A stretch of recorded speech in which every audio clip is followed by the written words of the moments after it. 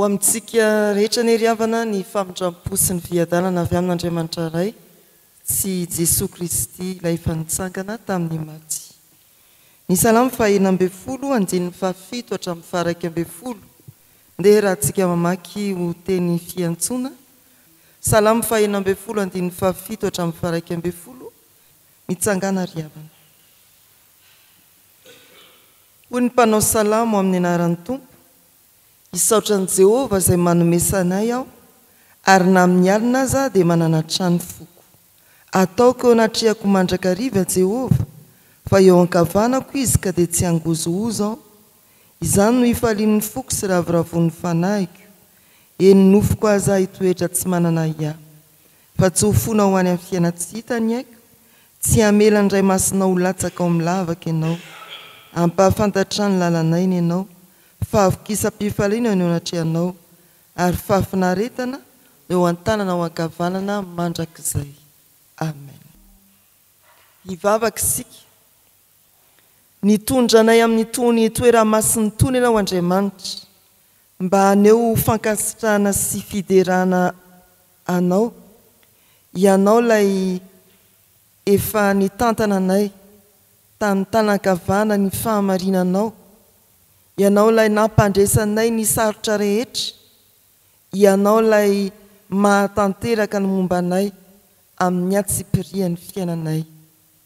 Eny mideranao izahay, fa mbola voazonao hatrany ny fihodinan'ny masoandro, ary na dia tao anatin'ny alina saritsary ny fahafatesana azy, izao tontolo izao nisy anay, dia nomenao indray ny fahazavana.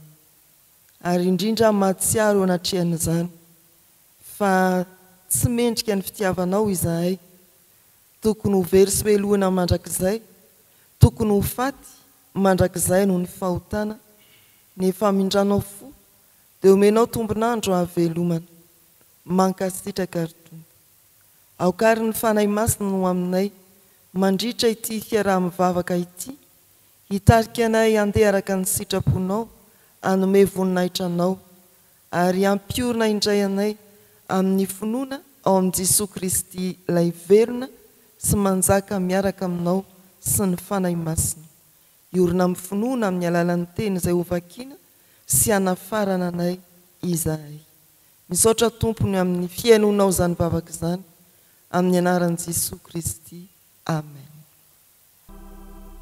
Filazantsara kan Luka toko faefatra amby roapolo andinin'ny voalohany hatramin'ny fahafito. Luka toko faefatra amby roapolo ny andinin'ny voalohany hatramin'ny fahafito.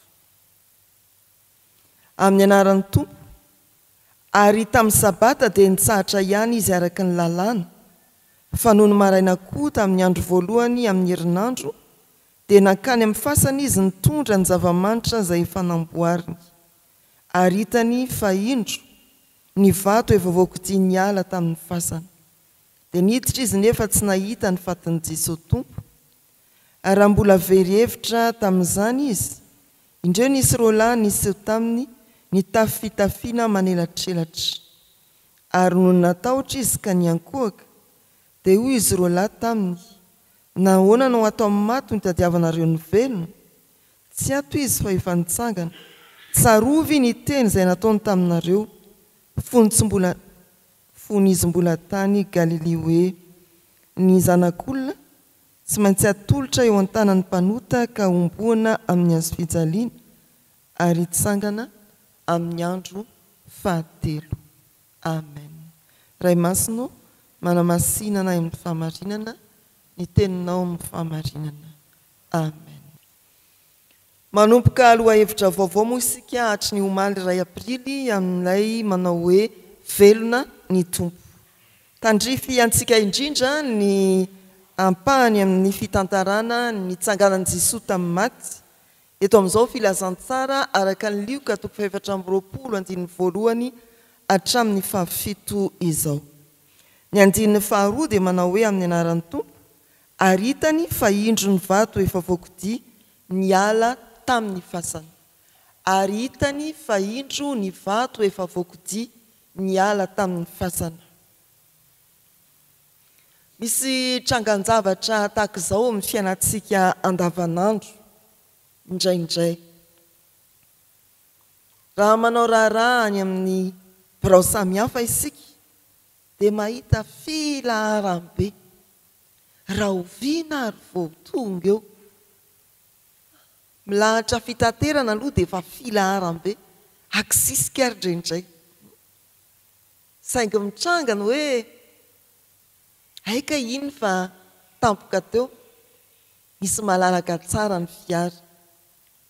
Iny fa tampoka teo nanamboatra ny sampandrarana andehanantsika dia nanjary nisy varavarana afany vo ahafahana manao ilay raharaha.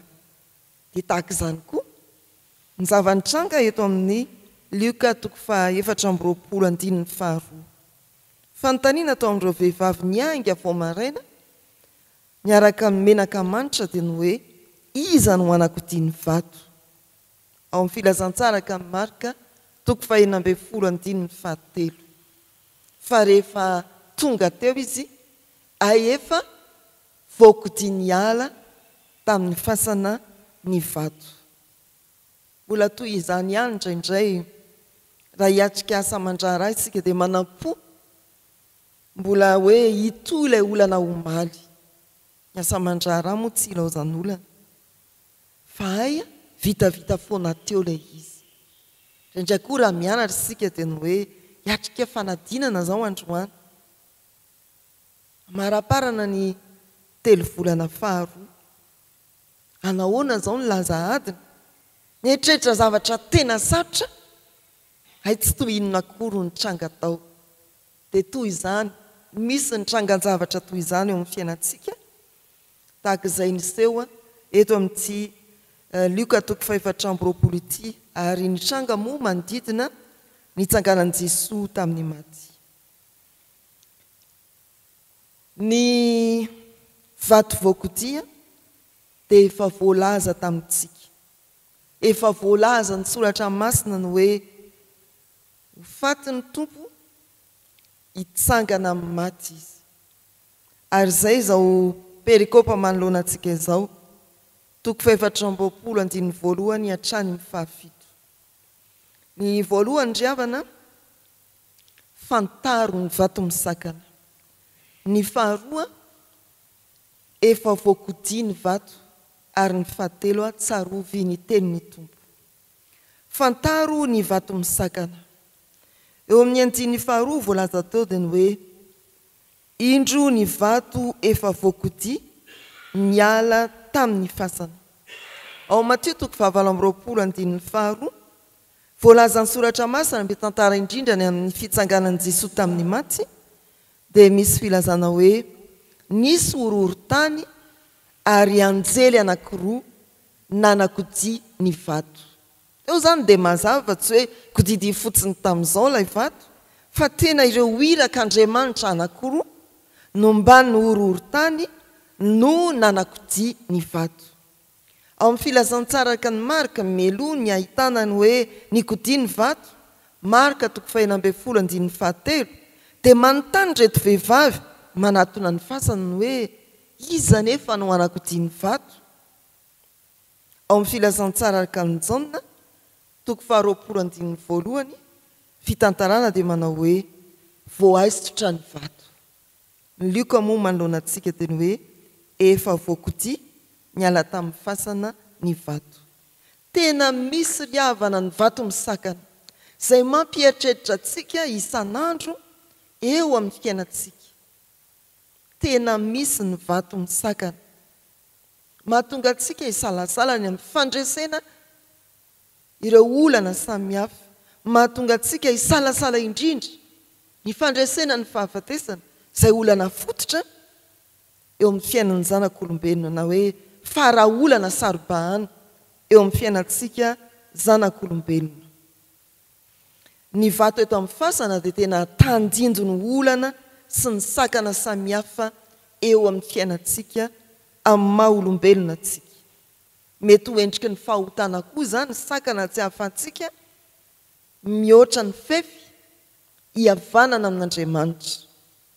Elokareo ny hevitra mampisaraka anareo amin'Andriamanitra reo mety ho tahotra izay sakatsakana tsy ahafahan'ny olona mandroso isaky ny hanao zavatra te matahotra mety ho tsy finoana mihitsy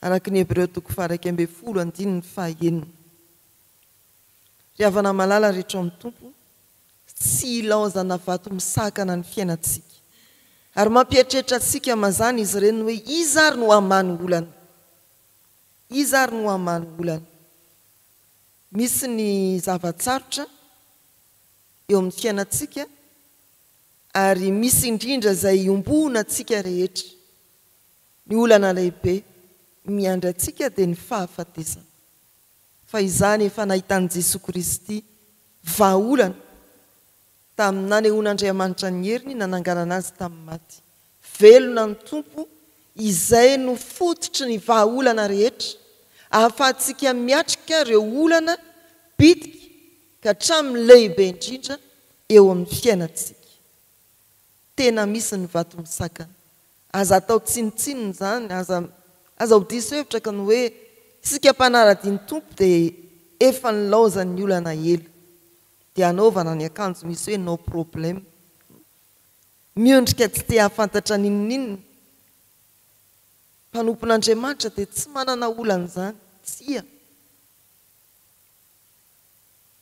raha mijery ireo antom-bavaka samihafa izay entin'ny mpianakavy finoana ao anatin'ny boaty kely ao ampidiranao dia mahita fa maro isika no misedra olana riavana ary izay mihitsy ny fiainana fefa nahitan'ny tompo vahaolana ireny hatramin'izay tsy nahitany izaniza vahaolana ny manam-pahaizana faratampony ny dokotera izay atao hoe manana ny fahaizana manokana tsy mbola nahita vahaolany amin'ny fahafatesana tapitalaka ihany izy rehefa hafanenina ary mazana ny tenenin'ny mpitsabo raha kristianina izy dia ny hoe atsohy ny mpitandrina atsohy ny mpitondra fivavahana fa hatreo ny fahaizanay efa hitan'ny tompo tokoa ry havana ny vahaolana araka ny sokajin'olana samihafa eo amin'ny fiainantsika izy sambatan'olona efa velona ny tompo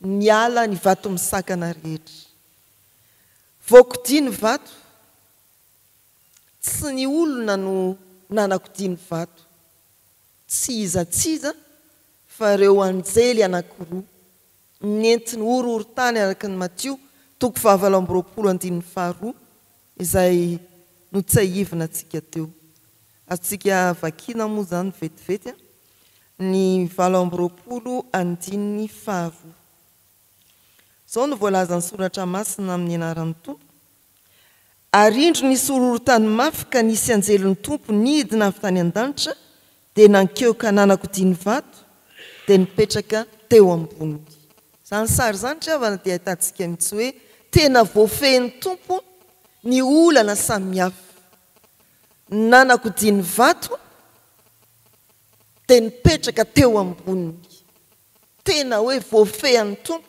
zato isan-jato ny vato misakana tsy hoe nakodia amin'ny fotsiny ny vato fa naseho mihitsy ny heriny hoe ipetrahany ity an'Andriamanitra ny fahefana amin'ny olana samihafa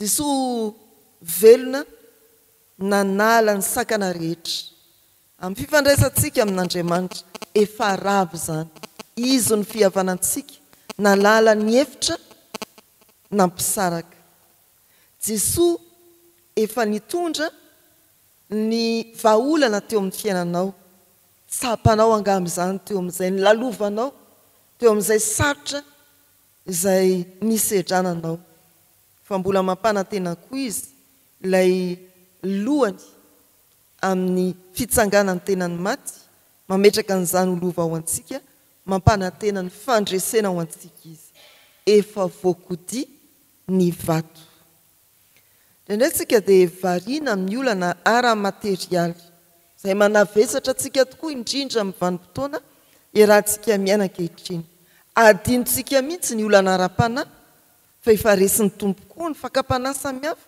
efa resin'ny tompo ny fahotana dia rebirebeny satana amin'izay olana azy tsapahitanany sika adinontsika fa manana olana ara-panahy mila vahana eo anatrehan'i Jesosy isika efa voavahan'ny tompo reny-driavana aoka jovariana amin'izay mety hoe fahasahiranana andavanandro sika na amin'ny fitsaboana na amin'ny asa aman-draharaha na amin'ny fitadiavana izay ivelomana fa misy olana angezabe koa tsy tokony mahatonontsika efa voavahan'ny tompo ny olana ara-panahy dia ny fahotana efa voakodia ny vatony amin'ireny mandresy ny olana samihafa isika mandresy ny fahotana isika mandresy ny fahafatesana isika fa ny fahatelo tsarovy ny tenin'ny tompo ireo andiny ny fahadimy hatramin'ny fahafito dia izao ny voasoratra amin'ny anaran'i Jesosy manao hoe no natahotra izy ka niankora dia hoy izy roa lahy taminy nahoana no atao maty no hitadiavana reny velona tsy ato izy fa efa nitsangana tsarovy ny teny izay nataony taminareo fony izy mbola tany Galilea hoe ny zanak'olona tsy maintsy atolotra eo an-tanan'ny mpanotaka omboana amin'ny hazo fijaliana ary hitsangana amin'ny andro fahatelo ao amin'ny filazantsara akaliko dia intelo ny tompo no nilazany amin'ny hoe omboana izy ary hitsangana indray amin'ny andro fahatelo ny lioka toko fahasivy andininy faharoa amby roapolo ny lioka toko fahasivy any andininy faefatra amby efapolo sy fahadimy amby efapolo ary ny lioka toko fahavalo amby folo andininy faraiky amby telopolo hatramin'ny fahatelo amby telopolo efa intelo nolazainy izy io saingy tsy mbola tsaroniny reto vehivavy ihany ny fantohany dia ny fasana ny fantohany dia ny fahafatesana adino ilay tenin'Andriamanitra milazany amin'ny fandresena ny fahafatesana milazany amin'ny hitsanganan'i Jesosy Kristy tamin'ny maty dia nanjary ny tonatona na diso adresy izy ireo nahoana no aty amin'ny maty no hitadiavanareo ny velona maro tokoa ry havana ny manadino ny tenin'Andriamanitra ka dia mifantoka azy tsy miandrona ao amin'ny zavatra tsy tokony hiandrona ny sain'akory ny eritreritra mandehany amin'izay toerana tsy tokony handehanana akory ny tongotra satria adino ny tenin'Andriamanitra milaza fandresena haka ny reto vehivavy reto nahoana no aty amin'ny maty no hitadiavanareo ny velona mitonatonana mitadiny tsy hita any amin'ny tsy tokony handehanana maro ny olona na dia kristianina azy rehefa lany aiky tamin'izay nandehanana hitady vahaolana dia sokotsikirin'ny olona hoe maninona raha mba makary e fa izy ny tena mahay raha indraindray manaraka ny fizarana samihafa atao any an-tambajotrany tsy misy idiran'ilay resaka akory dia misy resaka tampoka miditra hoe zany anatin'ny rano na pahita sy pahay dia voavahany olako sy an'izany ihany ry havana fa tsarovy ny tenin'ny tompo rehefa miatrika olana ianao tojo vato misakana izay tsy maintsy tadidiana aloha dia ny hoe efa voakodia ny vato fa ny tsy maintsy ho tsarovana koa dia ny hoe manakambara amin'ireny olana samihafa mitranga amin'ny fiainantsika ireny i Jesosy Kristy ary efa voalaza ny mialoha ny zavatra rehetra azadinoana ny tenin'Andriamanitra mba tsy ampitonatonana anao any amin'izay tsy tokony andehanana zavatra rehetra mitranga eo amin'ny fiainantsika misy teny mifanojo amin'izany efa nambarany tompo tsarovy izay efa nolazainy tamintsika ry havana malala rehetra ao amin'ny tompo ny fiainantsika zanak'olombelona na dia isika pino azy dia tsy ilaozan'olana misy ny vato misakana saingy efa nakodiany tompo ny vato tamin'ny hitsanganany tamin'ny maty velony izy tsarovy ny teny izay nataony tamintsika ho an'Andriamanitra ny voninahitra amen hivavaka isika tompo misaotra anao no ny teny mampatsiaro ny tantarany hitsanganan'i Jesosy tamin'ny maty manambara aminay fa velona izy ilay tomponay misaotra mbola mampitandrina anay ny amin'ny fanadinoana ny teninao ka mahatonga anay hitonatonana amin'ny toerana tsy tokony handehanana akory mba tsy hahatratra anay ny teny manao hoe nahoana no aty amin'ny maty no hitadiavana ny velona tsy ato izy fa efa nitsangana ndreo ary tompo ny vato misakana manoloana anay tsy raray avy mety olana manokana ianao no hoan'ny mahalala izany mety olana ny fampizananay tamin'ny ankonanay vady amanjanaka na ny vady na ny zanaka mety olana no zarainay tamin'ny mpiara-miasa izay mahafantatra tsara ny toetra ny asanay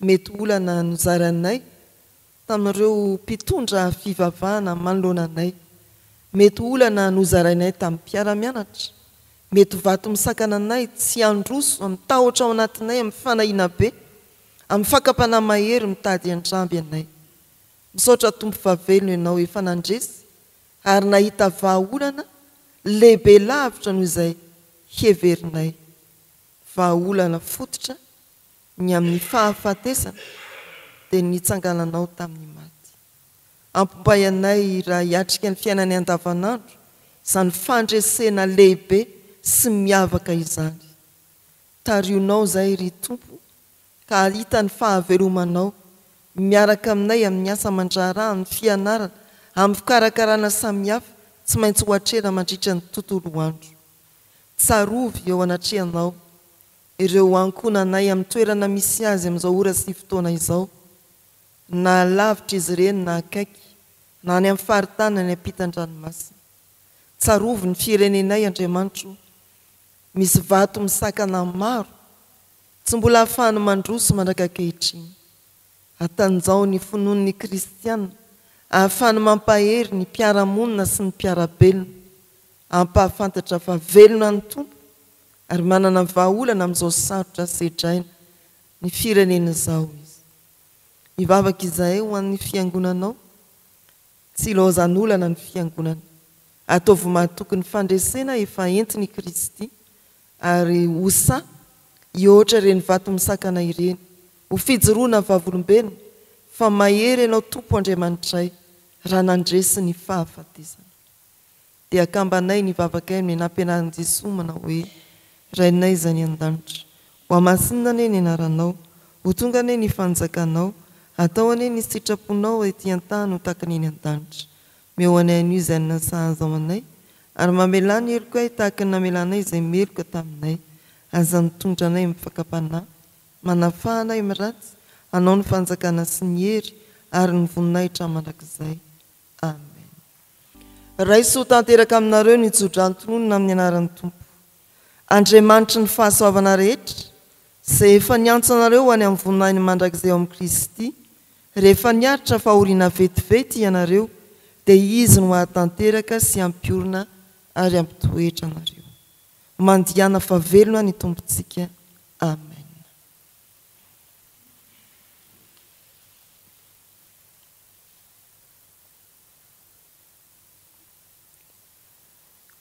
ho an'Andriamanitra irery ihany ny voninahitra amin'ny anaran'ny Ray sy ny Zanaka ary ny fanahy masina amen